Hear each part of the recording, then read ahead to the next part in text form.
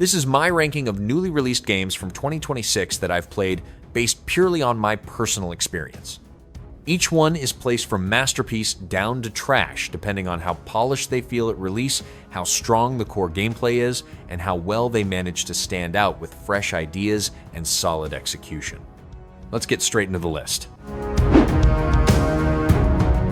High on Life 2 starts with the same loud and weird energy as the first game, but this sequel mixes stronger movement ideas with weaker combat and humor. I liked using the skateboard to grind across rails, fly through arenas, and move around levels much faster than before because it made exploration more fun during quieter sections. Some missions also changed things up in smart ways, especially the stranger boss fights and side quests that avoided constant shooting for a while. The problem is that combat still becomes messy when too many enemies, explosions, and effects flood the screen together, and the performance problems made certain fights irritating. Several jokes landed well, though repeated ideas from the first game lost their impact after enough hours. This sequel ends up sitting in my great tier. Nioh Memories in Orbit takes place inside a massive dying spaceship where exploration feels rewarding, stressful, and mysterious at the same time. I liked how movement slowly opened up with wall climbing, double jumps, and precise platforming because every new ability changed how I looked at older areas. The watercolor visuals and quiet soundtrack also gave the world a lonely atmosphere that matched the story really well without relying on constant dialogue. Boss fights demanded patience and careful reactions, especially during longer encounters where mistakes were punished hard. At times, the difficulty became exhausting, since checkpoints were far apart, and some sections forced repeated retries just to make small progress. The story also leaves too many important details unexplained near the ending. Despite its harsher design choices, this still lands in my excellent tier. Code Vein 2 combines anime-style storytelling with Souls-like combat, and I had a much better time with its world and time travel ideas than I expected going in. I liked visiting areas across different timelines because seeing ruined places restored in the past gave the journey a stronger sense of progression. Some bosses were genuinely exciting too, especially fights that demanded careful reactions and learning long attack patterns, instead of relying on cheap tricks. The combat system also offered a lot of build flexibility once I understood how blood codes and abilities work together. Still, several frustrating problems held it back from reaching another level, including awkward hitboxes, unstable performance, repeated enemies, and bosses that sometimes ignored the rules the game taught earlier. This one ultimately finds its way into my excellent tier.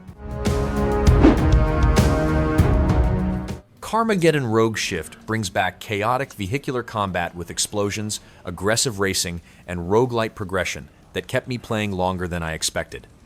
I liked experimenting with different vehicles because each one handled differently and changed how I approached races, especially the heavier cars built around smashing opponents apart. The roguelite structure also added tension since every route choice could either strengthen my run or end it completely after a single mistake. Boss encounters were another highlight because they broke up the normal races with larger enemies and more dangerous attack patterns.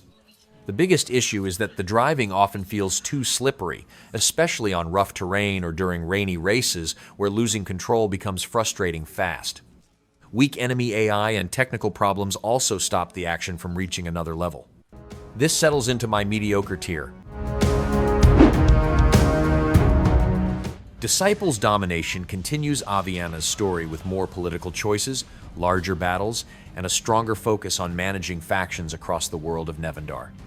I liked building different team setups because mixing units, support characters, and class abilities added decent strategy during tougher encounters. The throne room system was also a good addition since deciding how to handle problems between factions gave the campaign a bit more personality outside combat. Battles themselves felt deeper than the previous game too, especially once positioning, spells, and environmental hazards started mattering more during longer fights. The problem is that the gameplay loop becomes repetitive after enough hours because so much of the adventure repeats the same pattern of traveling, battling enemies, and moving to the next objective. The pacing issues stop it from climbing higher than my good tier. Romeo is a Dead Man goes completely wild with its strange sci-fi story, bizarre characters, and non-stop visual chaos that constantly feels like a fever dream. I enjoyed how unpredictable everything became from one mission to the next because the game kept throwing weird ideas, strange enemies, and absurd situations at me without slowing down. The combat also had some satisfying moments once I unlocked more weapons and abilities, especially during larger fights filled with explosions and over-the-top effects. I also liked exploring the spaceship hub and experimenting with the strange upgrade systems tied to the bastards and different equipment setups. The problem is that movement and combat still carry a lot of janky mechanics, including awkward dodging, slow reloading, and repetitive subspace sections that drag certain chapters down. This easily drives its way into my great tier. Crimson Desert gave me some of the most memorable open-world moments I've had in years because the game constantly rewarded curiosity with strange activities, massive battles, and unexpected encounters across its huge world. I spent hours wandering through towns, hunting enemies, exploring hidden areas, and getting distracted by random systems that somehow connected together in interesting ways. The scale of everything also felt enormous, especially during war sequences and larger missions where the world looked stunning from nearly every direction. I liked how many mechanics the game tried combining too, from survival systems and exploration tools to skill upgrades and dynamic world events. The story and combat definitely had frustrating issues, especially repetitive fights, awkward controls, and buggy quests, but the sheer ambition behind everything carried the experience. This belongs in my masterpiece tier. Resident Evil Requiem features some of the most intense survival horror moments I've experienced in this series, especially during the early hospital sections where every hallway felt dangerous. Playing as Grace made exploration stressful in the best way because resources stayed limited, enemies moved unpredictably, and stealth sections forced me to slow down constantly. Later on, switching to Leon completely changed the pacing, with larger action sequences, brutal weapons, and massive boss fights that felt satisfying to survive.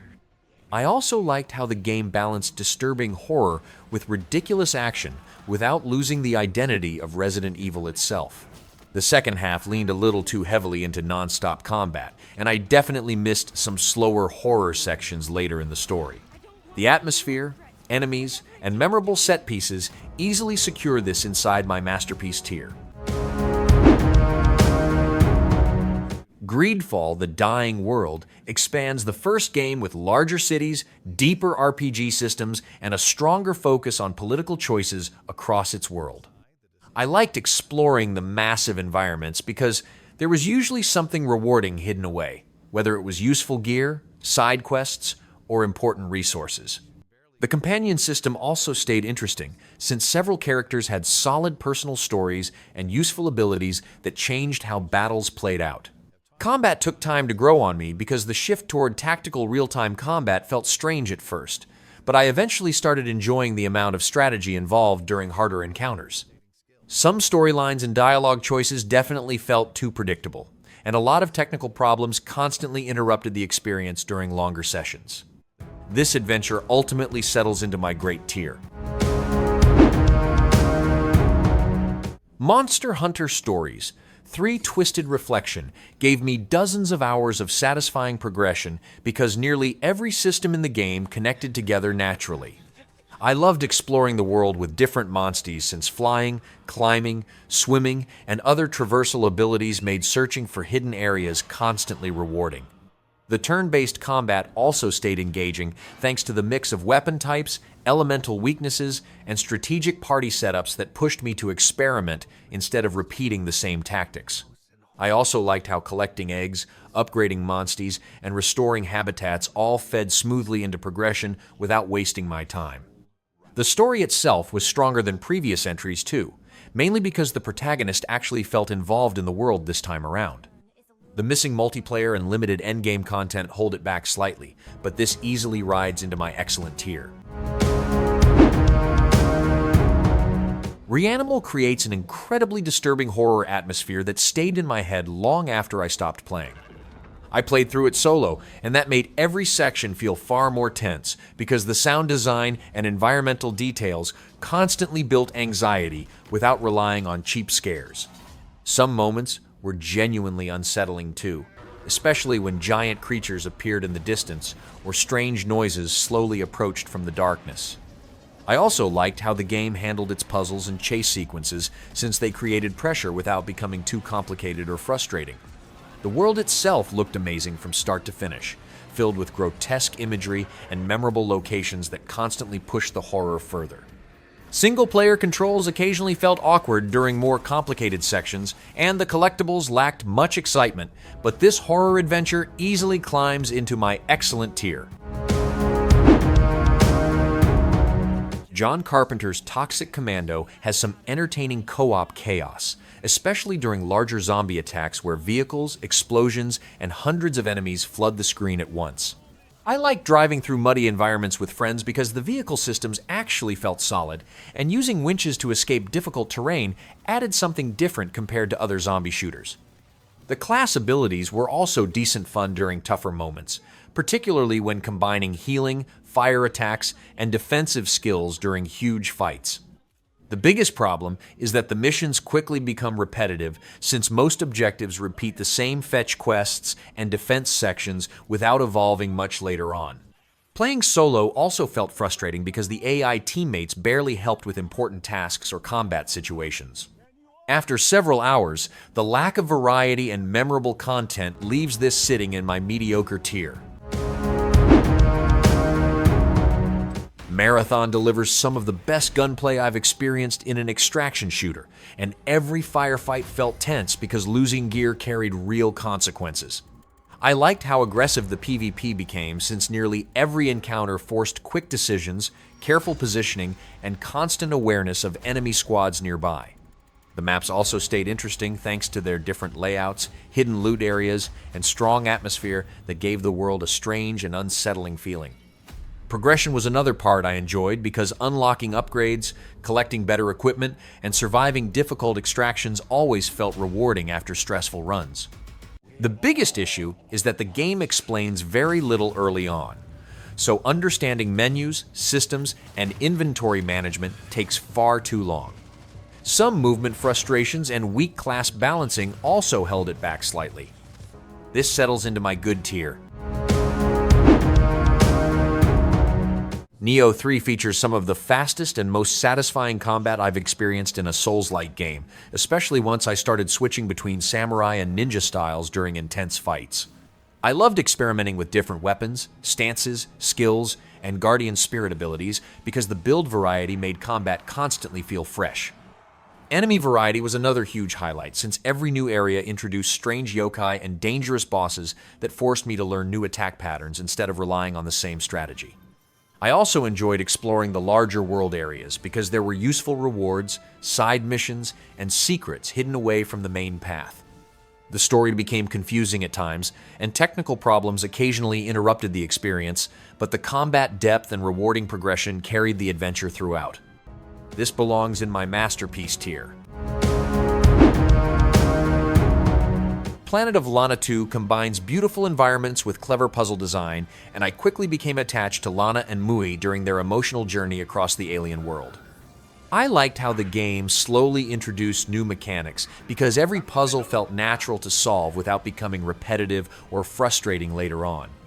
The hand-painted visuals were another huge highlight since nearly every area looked like a moving piece of artwork filled with color, depth, and detail.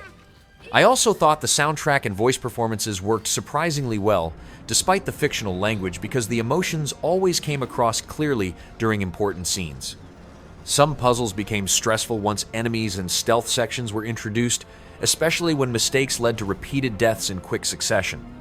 The atmosphere, storytelling, and puzzle design easily earned this a place in my excellent tier. Death Stranding 2 on the Beach takes everything I liked about the first game and improves it with better pacing, stronger combat, and more useful traversal options. I loved planning huge delivery routes across Australia because vehicles, upgraded gear, and new tools made every trip feel smoother without losing the relaxing atmosphere of exploration. The stealth and combat systems were also far more enjoyable this time, especially with the expanded weapons, BT encounters, and creative gadgets that opened different playstyles during missions. The story completely absorbed me too, thanks to the emotional performances, strange world building, and memorable characters that constantly pushed the narrative forward. I also thought the soundtrack and visuals created some of the most immersive moments I've seen in gaming recently. Everything from exploration to storytelling reaches another level here. This stands proudly in my masterpiece tier. Arknights Endfield combines sci-fi exploration with factory building systems in a way that kept me surprisingly invested for dozens of hours. I liked exploring Talos too because the cyberpunk environments, strange enemies, and expanding world gave the adventure a strong atmosphere from beginning to end. The combat also stayed fun thanks to flashy abilities, quick character switching, and stylish animations that made even normal encounters satisfying to watch. What really stood out was the automation system, since building machinery, managing resources, and powering different areas added a relaxing layer of progression outside combat. The biggest issue is that the game eventually falls into repetitive missions, endless currencies, and typical gacha systems that slow down the pacing during later sections. Some puzzles also became too simple after enough hours. This easily secures a place in my excellent tier. Over-the-top WW1 creates chaotic battlefield moments with massive player counts, destructible environments, and constant artillery explosions across huge maps. I liked how the matches slowly transformed over time because trenches, craters, and destroyed buildings completely changed the flow of combat during longer battles. The World War I setting also helped the game stand out since slower weapons, heavy tanks, and muddy environments gave firefights a different pace compared to modern shooters. Some large-scale assaults looked incredible too, especially when dozens of soldiers pushed across open fields while explosions destroyed everything nearby. The problem is that movement and shooting often felt stiff, and several technical issues interrupted the action during busier matches. Balance problems with certain classes and inconsistent animations also made the gameplay feel rough around the edges. This ultimately lands in my mediocre tier. Crisol Theater of Idols starts with a genuinely creepy atmosphere that immediately reminded me of survival horror games like Resident Evil and BioShock. I liked the blood for bullets mechanic because managing health and ammunition from the same resource added tension during tougher encounters, especially when reloading became a dangerous decision. The world itself also looked interesting with its dark fantasy version of Spain, unsettling statues, and strong environmental storytelling that made me want to learn more about the setting. Unfortunately, the gameplay completely falls apart after the opening hours, because enemy variety barely exists, and combat encounters repeat themselves constantly without introducing meaningful changes. The invincible stalker sections also became frustrating instead of scary after repeating the same hiding patterns over and over. Weak characters and repetitive level design dragged everything down further. This crashes straight into my trash tier. That's my full ranking of 2026 releases based on gameplay strength, polish, and overall execution across different genres. Thanks for watching.